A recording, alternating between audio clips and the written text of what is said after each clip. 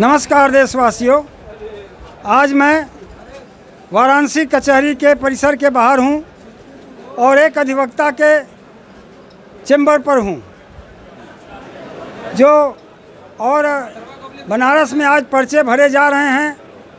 बहुत गहमा-गहमी है।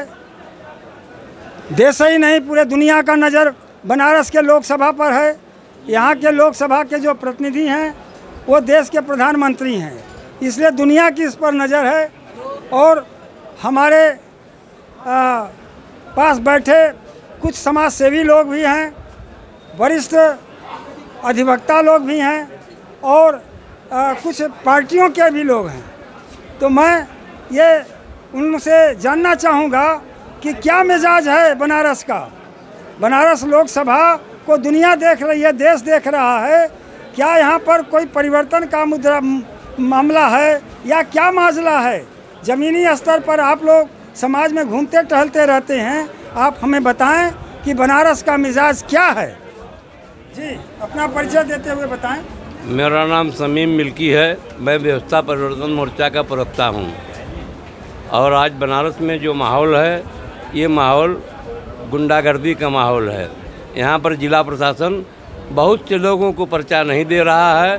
पर्चा देने में इतना डिले कर रहा है कि कोई प्रधानमंत्री के खिलाफ पर्चा न भरे। और मैं इसकी घोर निंदा करता हूं और चुनाव आयोग से मांग करता हूं कि तुरंत पर्यवेक्षक यहाँ भेजा जाए, इस पर नज़र रखी जाए। लोगों को 4-4 घंटा 5-5 घंटा लाइन में लगना पड़ रहा है, तब कहीं जा कर के नामांकन फार्म मिल रहा है। और इसी तरह से हमको लगता है कि नामांकन फार्म भरने में भी किया जाएगा, लोगों को डिले किया जाएगा, परेशान किया जाएगा कि कोई पर्चा न भर पावे। और नरेंद्र मोदी को निर्विरोध चुनाव जितवाने की साजिश की जा रही है। पहले चुनाव आयोग को इस पर नज़र रखना होगा और देशवासियों को भी इस पर नज़र रखना होगा। तमाम चैनल के लोगों को, पत्रकार साथियों को नज़र रखना होगा कि लोकतंत्र में चुनाव लड़ने के सबको अधिकार है। सबको चुनाव लड़ने देना चाहिए, चाहे वो प्रधानमंत्री का हो चाहे राष्ट्रपति को हो। आपने प्रशासन की तो कमियां बताई, मैंने पूछा जनता का क्या मिजाज है। जनता की मिजाज तो सरकार के खिलाफ है, गुंडागर्दी के खिलाफ है। और आज प्रधानमंत्री बौखलाए हुए हैं, जिस तरह से अवार्ड बवार्ड बोल रहे हैं, हिंदू मुसलमान कार्ड खेलने की कोशिश कर रहे हैं। और एक बात और मैं कहना चाहता हूँ, यहाँ कभी एक विश्लेषण आया है, कोई जांच एजेंसी बनी हुई जिसने कह दिया कि मुसलमानों की संख्या 8% बढ़ गई देश में, हिंदुओं की संख्या घट गई। इस समय ये विश्लेषण जो आया है, इसके खिलाफ भी कार्रवाई होनी चाहिए कि चुनाव में ये विश्लेषण इसलिए आया कि हिंदू मुस्लिम किया जा सके चुनाव में। ये विश्लेषण 1 महीना पहले भी आ सकता था, 1 महीना बाद भी आ सकता है। बनारस की जनता कहती है कि मोदी जी ने बहुत काम किया है बनारस में। मुझे तो नहीं दिखाई देता। हाँ, कुछ सड़कें दिखाई दे रहे हैं, गडकरी की देन है। गडकरी ने काम किया है देश में सड़कों के मामले में। मोदी ने सिर्फ लब्बाजी किया है।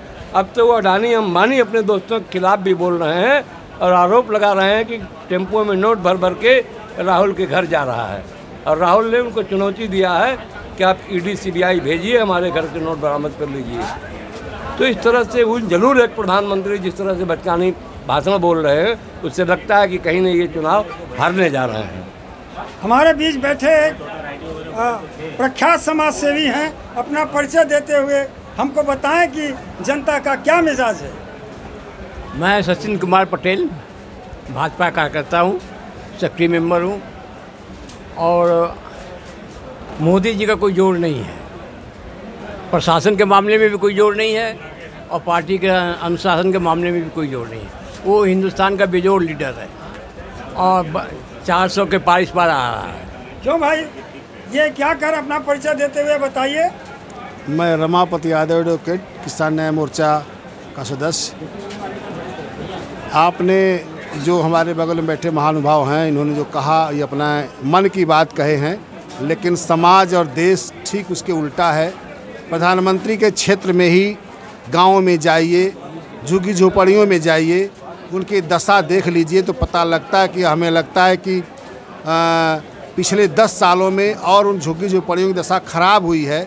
उनके रहन सहन का स्तर गिरा है, उनके शिक्षा का स्तर तो बहुत ही गिर चुका है। इस समय दुविधा यह है कि कोई भी समाज सेवी हो चाहे नेता हो, सड़कों पर रहता है और शहरों में देखता है, ऊंची चीज़ों को देखता है, असली चीज़ कोई धरातल जाने की कोशिश नहीं करता। और जहाँ तक प्रधानमंत्री मोदी जी की बात हुई, प्रधानमंत्री मोदी जी कभी देश के लिए नहीं रहे। वो उनका जितना भी कार्यकाल, जितना कार्यक्रम रहा है, देखा जाए एक एक करके गिनाया जाए तो वह देश के विरोध में ही रहा है।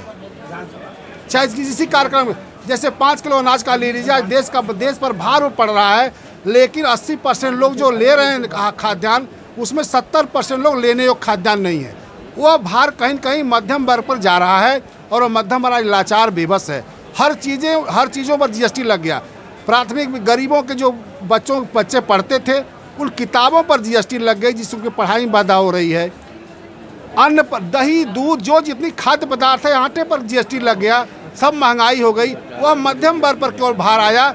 सबसे बड़ा उनका जो प्रोजेक्ट है वही फेल है। बनारस का मिजाज क्या है? बनारस का मिजाज, चूंकि देश ऐसा है, या भावुक देश है, धार्मिक देश है, जो गरीबों के भावनाओं को भड़का करके वोट तो लिया जा सकता है, लेकिन दशा सुधारा नहीं जा सकता। राजनीति तो की जा सकती है, लेकिन देश और समाज को नहीं सुधारा जा सकता। समाज परिवर्तन चाहता है? समाज परिवर्तन चाहता है, लेकिन उसको अशिक्षित किया जा रहा है। जिस दिन शिक्षित हो जाएगा वह समाज का परिवर्तन होगा। लेकिन यह देश का जो PM है, वह पार्टी है, वह पुरातन पंथी पार्टी है। वह 200 साल 400 साल पीछे देश को ले जाना चाहती है, जिससे लोग पढ़ न पाएँ और कुछ लोग केवल सत्ता पर हावी रहें, वही आनंद लें, और लोग भिखमंगों की तरह टहलते रहें। हमारे बीच अनुप्रिया पटेल के एक समर्थक हैं, मैं उनसे चाहूँगा वो क्या कहना चाहते हैं। बनारस की जनता का क्या मिजाज है? बनारस का जनता का मिजाज ये है, मैं अपना दल, अपना परिचय दीजिए। मेरा नाम हौसला अफसर पटेल एडवोकेट, मैं अपना दल यस का विधि मंच का राष्ट्रीय सचिव हूँ। बनारस में जनता चाह रही है, जो बनारस का नेतृत्व प्रधानमंत्री मोदी जी कर रहे हैं, बनारस ही नहीं पूरा विश्व उनके ऊपर निगाह लगाकर देख रहा है कि मोदी जी फिर से तीसरी बार देश का प्रधानमंत्री बने। अच्छा, आपका कहना है तीसरी उत्तर प्रदेश के, ये बताइए आप अपना परिचय देते हुए। मैं महेंद्र प्रसाद एडवोकेट वाराणसी संसदीय क्षेत्र में ही निवास करता हूं, और जो मौजूदा हालात देश का चल रहा है, यह पूरा का पूरा छिपा नहीं है। जब से ये चुनाव की घोषणा की गई है, हम लोग चुनाव आयोग, जो संवैधानिक संस्था कहा जाता है, चुनाव आयोग राजीव कुमार से मांग करते हैं कि अपने संवैधानिक उत्तरदायित्व का पालन करो, वरना देश बहुत बहुत पीछे तुम करते जा रहे हो। जो कार्रवाई करना चाहिए प्रधानमंत्री के खिलाफ, वह कार्रवाई नहीं हो रही है, बल्कि विपक्षियों के खिलाफ कार्रवाई हो रही है। बनारस में, खास तौर से बनारस में, प्रधानमंत्री ने तो यह लोकसभा का चुनाव गरम प्रधानी का चुनाव बना दिया है, और पर्चा नहीं लेने देना, पर्चा देने में डिटेन करना, यहाँ का DM और कमिश्नर का कोई हस्तक्षेप नहीं होना चाहिए। लेकिन कौशल राज शर्मा ने भी इस चुनाव में हस्तक्षेप करने का काम किया है, जो कि चुनाव आयोग से मांग करते हैं हम लोग कि बनारस मांग कर रहे हैं कि कोई लिखित आपने प्रतिवेदन दिया है? नहीं, अब हमारे लिखित प्रतिवेदन अब पढ़ेंगे, लोग डालेंगे, जनता डाल रही है, मांग किए हैं, लेकिन चुनाव आयोग कार्रवाई नहीं कर रहा है प्रधानमंत्री जी के खिलाफ। और ये प्रधानी का चुनाव बन गया कि निर्विरोध हो जाए, जनता वोट न डालने पाए, जनता पर्चा न लेने पाए, जनता नॉमिनेशन न करने पाए, ये तो प्रधानी का चुनाव हो गया।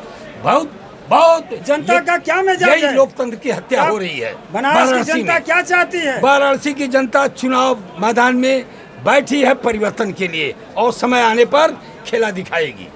अच्छा, हमारे बीच राष्ट्रीय पार्टी के राष्ट्रीय अध्यक्ष भी बैठे हैं, मैं चाहूँगा अपना थोड़ा सा 2 मिनट अपनी दीजिए। परिवर्तन चाहते हैं? हाँ, बताएं। आप बताइए, आप बनारस में बैठे हैं जी, तो बनारस का क्या मिजाज है? बनारस का मिजाज तो अलग है। सबसे पहले बनारस में लोकतंत्र को कुचलने का सबसे बड़ा प्रमाण यह है, चूँकि कल नामांकन का तीसरा दिन था, 9 तारीख था, और पूरे दिन जो है कि प्रत्याशी लाइन में लगे हुए हैं। पूरे दिन में केवल एक पर्चा दिया गया और नामांकन एक भी नहीं हुआ। पूरी तरीके से न जाने कहाँ से, गुजरात से, महाराष्ट्र से, बंगाल से, हैदराबाद से, बिहार से आकर के लोग लाइन लगा लिए हैं, और न पर्चे ले रहे हैं न किसी को लेने दे रहे हैं।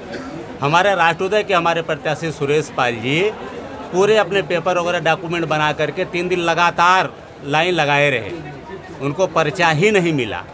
आज जाके 10 तारीख को पर्चा मिला है, अब 11-12 तारीख को छुट्टी है, 13 तारीख का दिन बचता है, 14 तारीख को माननीय प्रधानमंत्री जी पर्चा दाखिल करेंगे, तो हमारे जैसे संघर्षवादी पार्टियां अपना नामांकन कब करेगी?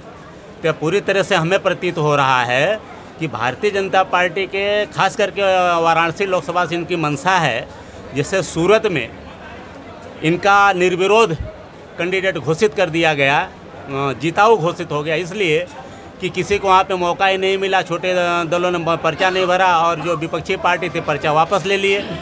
इसी तरीके से वाराणसी में भी किसी को पर्चा भरने नहीं दिया जा रहा है, तो इनको निर्विरोध जिताने का प्रयास ऐसे पूरी सिस्टम के हिसाब से लग रहा है। आप लोग संविधान को भी तो साथ में रखना चाहिए। संविधान के तहत आप कैसे काम कर रहे हैं कि उनको पर्चा नहीं भरने दिया जा रहा है? संविधान भी तो आपके सामने है। चुनाव आयोग को आपने कंप्लेन दिया, आपने कोई FIR किया किसी अधिकारी के खिलाफ? ये आप इस तरह से केवल बोलेंगे तो कैसे माना जाएगा? बोल नहीं रहे हैं, यहाँ पे धरना प्रदर्शन में बैठे हुए लोग हैं, क्या शासन प्रशासन दिखाई नहीं दे रहा है?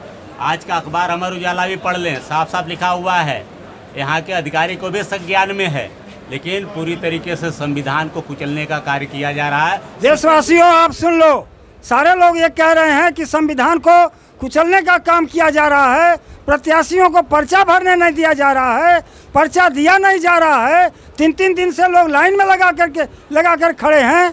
इसलिए ये बहुत ही गंभीर बात है। देशवासियों को भी इसको जानना चाहिए, समझना चाहिए, सोचना चाहिए कि इस राज्य में क्या क्या हो रहा है। मैं इन्हीं बातों के साथ वाणी को विराम देता हूँ। बात अच्छा लगे तो इसको शेयर करके आगे बढ़ाइए और सब्सक्राइब करिए।